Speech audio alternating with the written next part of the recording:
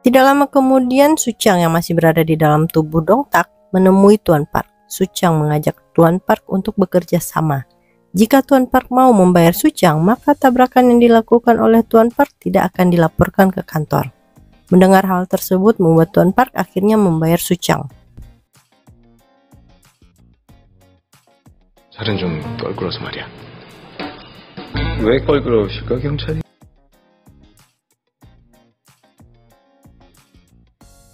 Setelah kembali ke kantor, Suchang mendapat kabar dari Kapten Yu bahwa Direktur Tak Junhua dari kantor Kejaksaan Distrik Selatan ingin bertemu dengan Dongtak.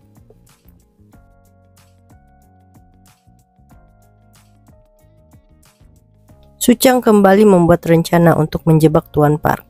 Suchang bersama dengan Yongpal berencana untuk menggunakan gadis SMA untuk kembali menjebak Tuan Park. Namun tiba-tiba saja Jian datang dan menawarkan diri agar ia yang akan menyamar menjadi gadis SMA. Jian pun menyamar menjadi gadis SMA menggunakan seragam sekolah. Namun Suchang yang masih ragu dengan penampilan Jian menguji Jian untuk bertemu dengan para siswa SMA yang asli. Rupanya penampilan Jian justru dinilai sama seperti anak SMA kelas 1. 조용. 마지막 실전 투입. 여자는 여자가 보는 게 제일 좋아. Jia pun mulai membuat janji dengan Tuan Park. Namun sayang Tuan Park justru tidak datang.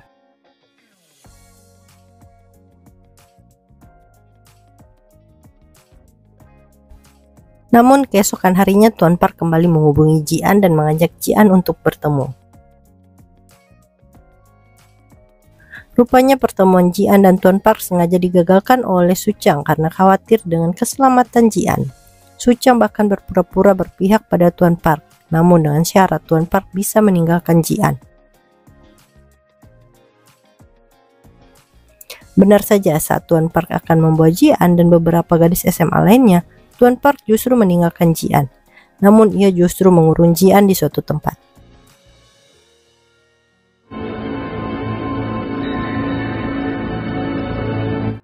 Sementara itu, para detektif lainnya berpura-pura untuk membuat kemacetan untuk bisa mencegah Tuan Park kabur.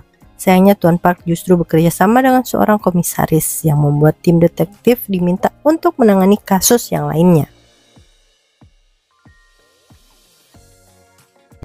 Rupanya Tuan Park kembali menemui Jian. Tuan Park pun mengatakan pada Jian bahwa Suchang membocorkan rahasia bahwa Jian merupakan seorang reporter.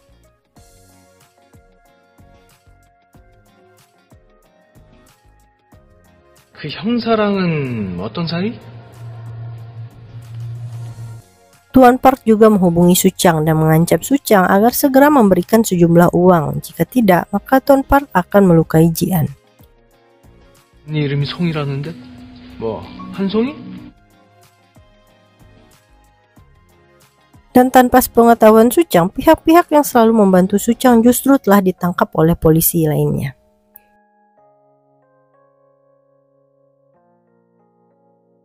Jiwa Suchang yang masih berada di dalam tubuh Dongtak berusaha mengumpulkan uang yang diminta oleh Tuan Park.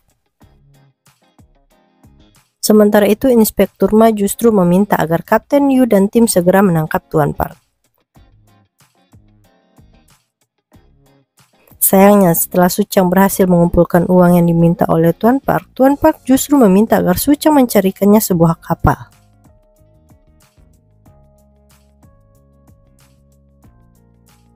Sedangkan Jian yang masih dikurung di sebuah gudang berhasil mengirimkan sebuah video kepada rekannya. Hal tersebut juga sampai kepada Jae-hee.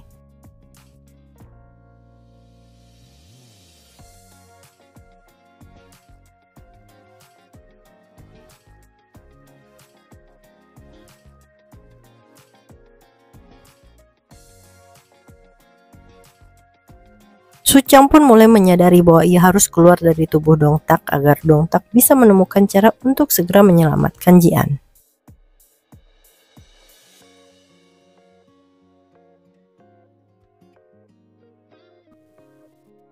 Suchang pun berusaha untuk mencari cara agar jiwanya keluar dari dalam tubuh Dongtak. Namun tidak ada satupun cara yang dilakukan oleh Suchang yang berhasil.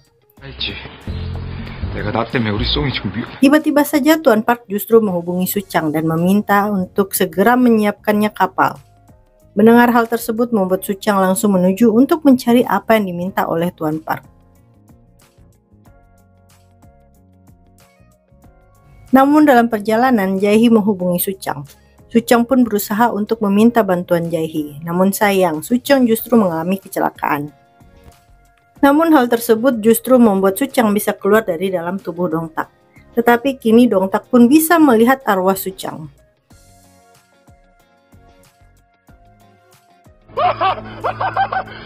뭐야? 이거 가자.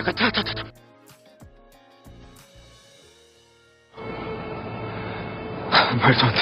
Suchang pun menjelaskan apa yang terjadi. Mendengar penjelasan dari Suchang membuat Dongtak sangat marah karena Suchang melibatkan Ji-an dalam kasus yang sedang diselidiki. Setelah tiba di lokasi yang telah ditentukan oleh Tuan Park, Dongtak justru diminta untuk memilih salah satu mobil dari dua mobil yang digantung oleh Tuan Park. Tuan Park pun mengatakan bahwa Ji-an berada di dalam salah satu mobil tersebut.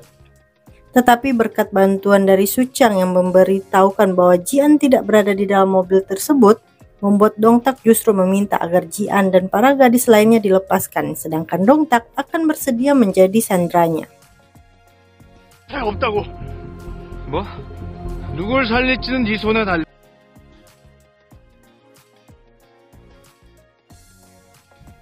Tuan Park pun menyetujui permintaan Dongtak. Namun Ji-an yang akhirnya dibebaskan kembali datang membantu Dongtak. Bahkan Ji-an datang bersama Jae-hee dan petugas kepolisian lainnya. 안 다쳤습니까? 다쳤어요. 나 팔에 멍도 들었고.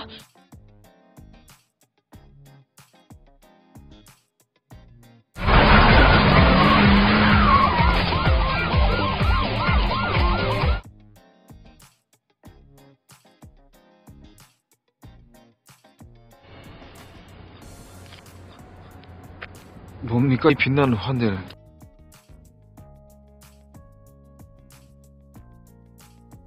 Dongtak yang tidak bisa menemukan Suchang di lokasi kejadian kembali mendatangi rumah sakit tempat Suchang dirawat.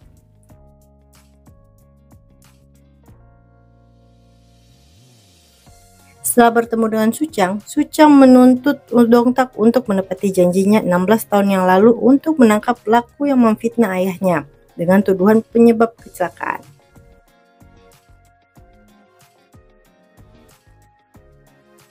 Namun menurut Dongtak, 16 tahun yang lalu ia telah menemukan bukti pengakuan dari pelaku, bahkan ia juga telah menyerahkan bukti tersebut kepada salah seorang detektif saat itu. Rupanya tanpa sepengetahuan Dongtak saat itu, kasus ayah Suchang justru ditutup. Itu artinya kasus ayah Suchang hingga saat ini masih belum terselesaikan. Begitu juga dengan kasus Letnan Jo yang masih belum menemukan siapa pelaku sebenarnya.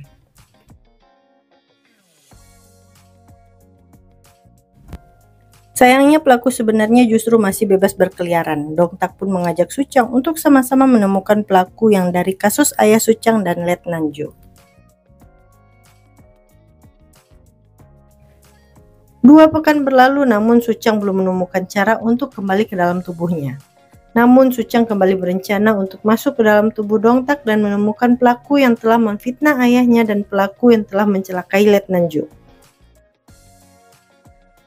Sedangkan Dongtak justru mendapat teguran dari Inspektur Ma. Setelah bertemu dengan Inspektur Ma, Dongtak bertemu dengan Suchang. Suchang pun mengetahui bahwa ia ingin masuk ke dalam tubuh Dongtak, maka Dongtak harus berada di dekat air, karena Dongtak memiliki trauma dengan air. Sedangkan agar jiwa Suchang bisa keluar dari tubuh Dongtak, maka ia harus melihat darah, karena Suchang juga memiliki trauma dengan darah. Mengetahui hal tersebut, Suchang berusaha mengajak Dongtak untuk pergi ke sebuah sauna. Namun Dongtak terus menolaknya.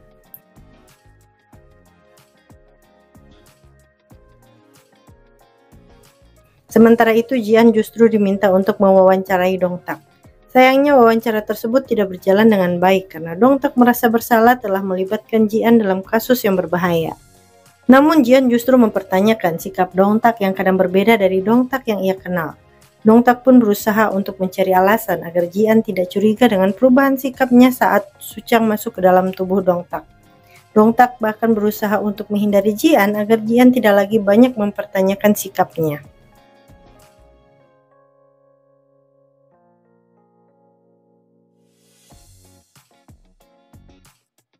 Dongtak pun kembali menemui Yongpal dan menanyakan mengenai seseorang yang ahli dalam menggunakan pisau. Namun sayangnya Dongtak justru bertemu dengan Suchang. Suchang bahkan berusaha membuat Dongtak tersiram air agar jiwa Suchang bisa kembali masuk ke dalam tubuh Dongtak.